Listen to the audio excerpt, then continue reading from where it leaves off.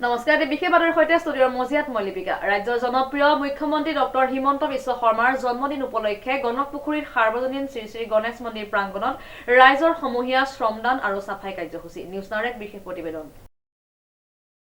ৰাজ্যৰ জনপ্ৰিয় মুখ্যমন্ত্ৰী ডক্টৰ হিমন্ত বিশ্ব শৰ্মাৰ জন্মদিন উপলক্ষে গণকপুখুৰীত সাৰ্বজনীন শ্ৰী শ্ৰী গণেশ মন্দিৰ প্ৰাংগণত ৰাইজৰ সমূহীয়া শ্ৰমদান আৰু সাফাই অভিযান কাৰ্যসূচী সফলভাৱে সম্পন্ন হৈ যায়।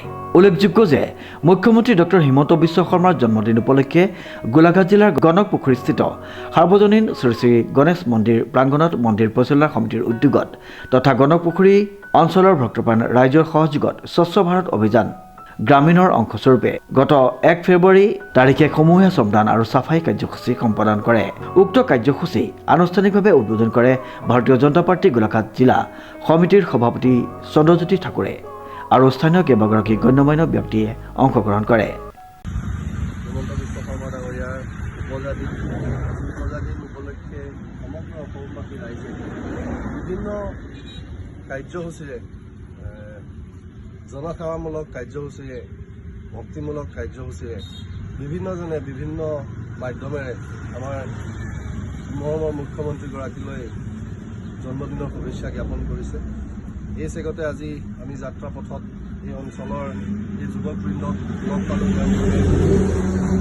এই অনুষ্ঠান পৰিষ্কাৰকৰণ কাৰ্যসূচীৰ জৰিয়তে আমাৰ মুখ্যমন্ত্ৰীগৰাকীলৈ জন্মদিনৰ শুভেচ্ছা জ্ঞাপন কৰিছোঁ।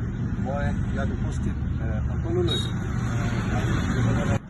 আজি 1 ফেব্ৰুৱাৰী অসমৰ যশস্বী মুখ্যমন্ত্ৰী হিমন্ত বিশ্ব শৰ্মা ডাঙৰীয়াৰ জন্মদিন উপলক্ষে আমি ধৰ্মীয়মূলক এক স্বচ্ছ ভাৰতৰ অভিযান হাতত লৈছিলোঁ আৰু অহাকালিলৈ গণেশ পূজা আছে। এই মন্দিৰত সকলোকে আমি সাদৰে নিমন্ত্ৰণ জনাইছোঁ আৰু অহাকালিলৈ এই মন্দিৰৰ নতুন যি মন্দিৰ নিৰ্মাণ হ'ব তাৰ বিষয়ে আলোচনা কৰা হ'ব। গতিকে সকলোৰে সহায় সহযোগ আৰু সুদিহা পৰামৰ্শ আৰু উপস্থিতি আমি আন্তৰিকতাৰে কামনা কৰিছোঁ। দেৰগাঁৱৰ পৰা নৱজ্যোতি ভৰালীৰ ৰিপৰ্ট নিউজ নাও।